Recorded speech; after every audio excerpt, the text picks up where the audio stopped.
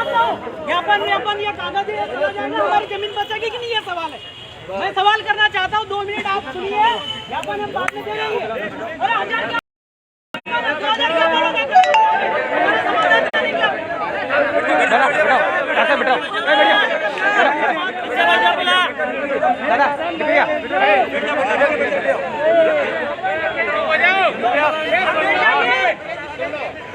इनके ऊपर 144 धारा लागू नहीं होती।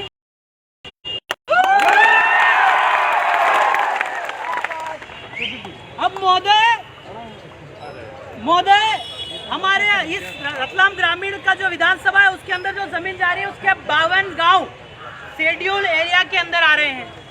जो आरटीआई लगा के हमने फाइल किया, उस शेड्यूल एरिया में सरकार की 1 इंच भी जमीन नहीं है। यह पीरामाइटी जजमेंट बोलता है, तो क्या आप उस जजमेंट के खिलाफ जा रहे हैं? ये महोदय समता जजमेंट भी ये बोलता है कि अनुसूचित 76 में एक व्यक्ति है और भू राजस्व संहिता जो 165(6) है, उस धारा में ये लिखा है कि आदिवासी की जमीन गैर आदिवासी नहीं ले सकता। तो क्या सरकार आदिवासी है जो हमारी जमीन ले रही है? 141 के तहत जो न्यायालय ने, जो माननीय सुप्रीम कोर्ट ने जजमेंट दिए हैं, वो हर न्यायालय पे लागू है, भले वो एग्जीक्यूटिव न्यायालय हो, जुडिशियल न्यायालय हो, तो हर जगह लागू है। तो संविधान की अवमानना और माननीय सुप्रीम कोर्ट की अवमानना करने वाले के खिलाफ 124(a) के तहत देशद्रोह का मुकदमा क्यों नहीं होना? हमारी लड़ाई ये है कि हम आपसे बार बार कह रहे हैं कि हम ट्रीटी पे हैं, हम लोग एग्रीमेंट पे हैं। आपका जुरिडिक्शन 10 साल की राजनीति आरक्षण देकर के हमको आपने फंसाया है, इसलिए आप लोग हम पे डंडा चला रहे हैं।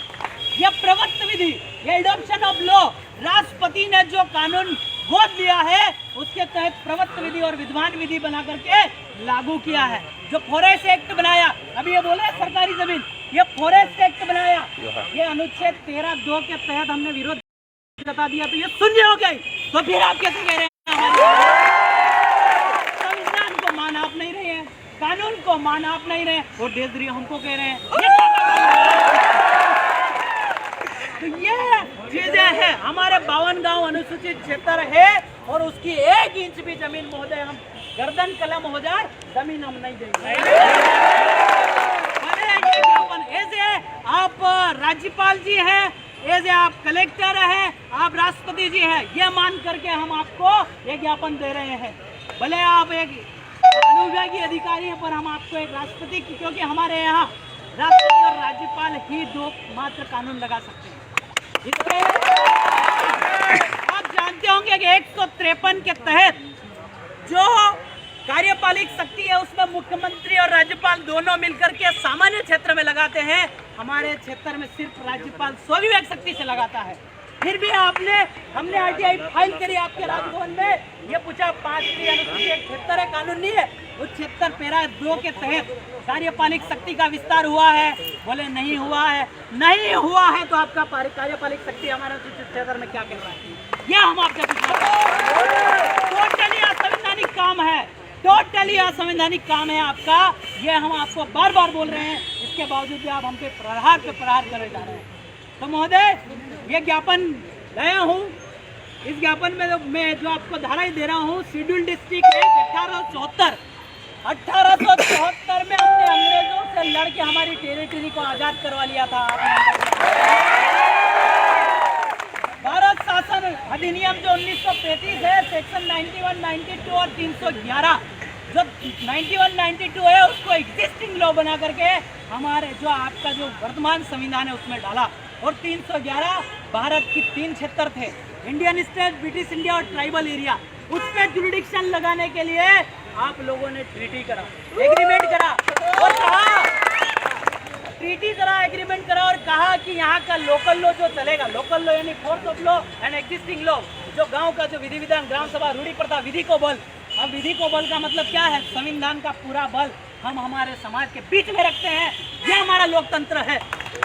अगर ज्ञात हो तो संविधान की डिबेट में जयपाल सिंह मुंडा ने माननीय अंबेडकर जी को यह कहा था, हमारे समाज को क्या लोकतंत्र सिखा रहे हो, हमसे तुमको लोकतंत्र सिखा रहे हो।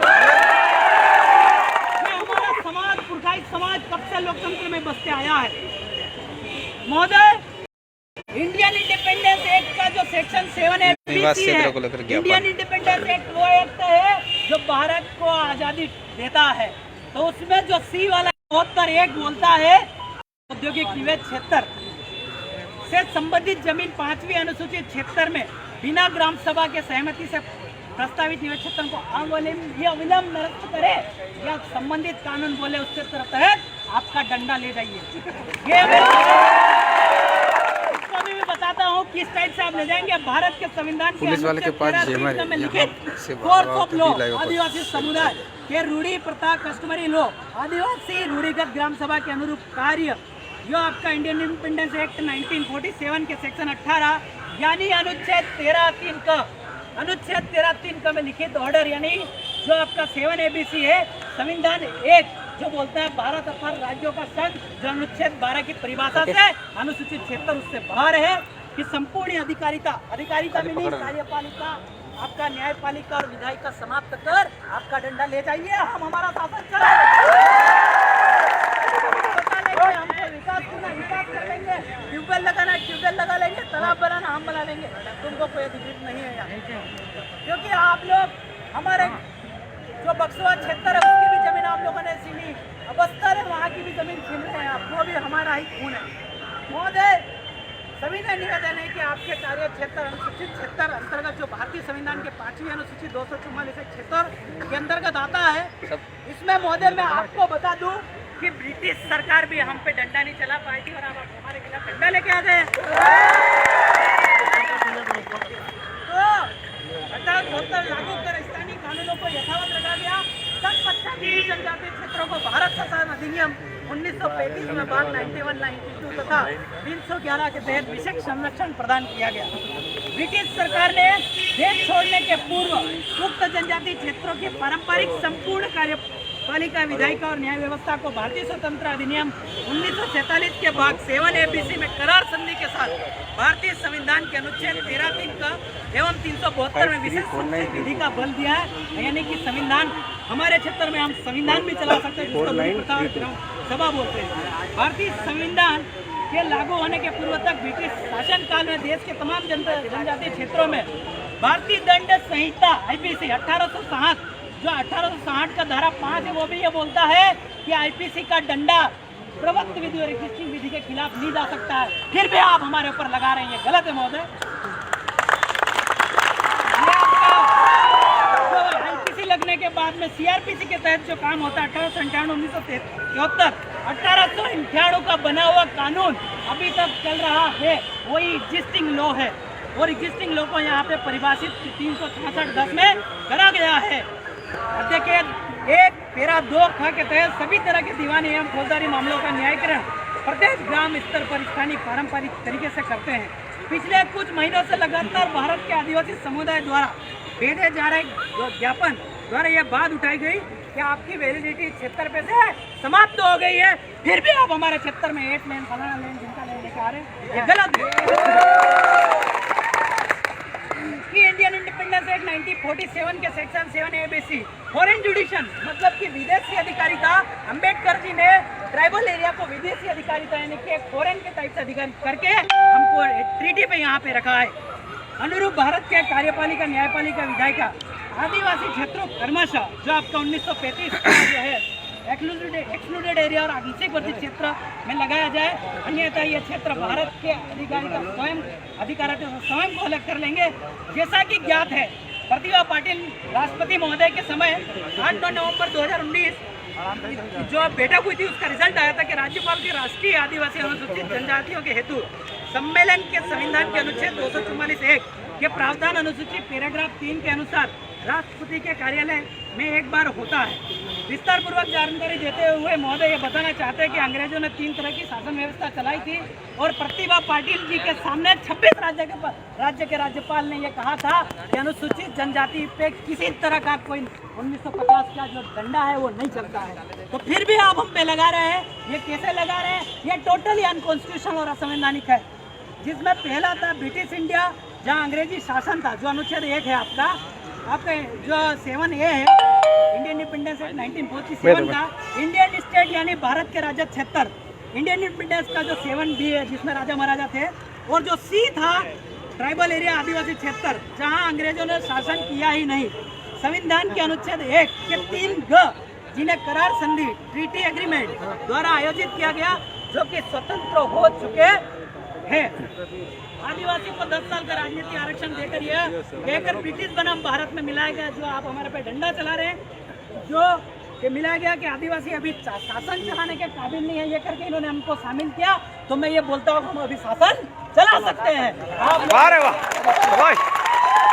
10 सालों के लिए आप हमें अनुच्छेद 334 द्वारा, ये हम अनुच्छेद भी इसलिए बता रहे हैं कि आपका डंडा फिर से गलती न कर बैठे। भारत शासन की अधिकारिता में हुआ है, जिसमें आपकी सरकार की संपूर्ण अधिकारिता की वैलिडिटी हमारे क्षेत्र पे समाप्त कार्यपालिक शक्ति न्यायपालिक करार के माध्यम से चल रही है। इस व्यवस्था में हम काफी समस्याओं का सामना करना पड़ा है। श्रीमान जी से निवेदन है कि हमारे समस्या का समाधान करें, अन्यथा आपकी अधिकारिता आपके क्षेत्र में ले जाइए। महोदय, ये जो समस्या है ये हमको प्रकाशित हुई थी दिनांक 26/6/2021 के समाचार पत्र दैनिक भास्कर में छपी खबर ने हमें एक मृत रूप दे दिया और हमारे जीवन पर सवाल खड़े कर दिए। खबर यह थी कि मेगा टेक्सटाइल पार्क के लिए रतलाम में बनने वाले औद्योगिक निवेश क्षेत्र के लिए राज्य सरकार हमारी जमीन जो है जीवन यापन की एवं 1466 हेक्टेयर जमीन छीनकर औद्योगिक निर्माण के लिए देने का प्रस्ताव किया।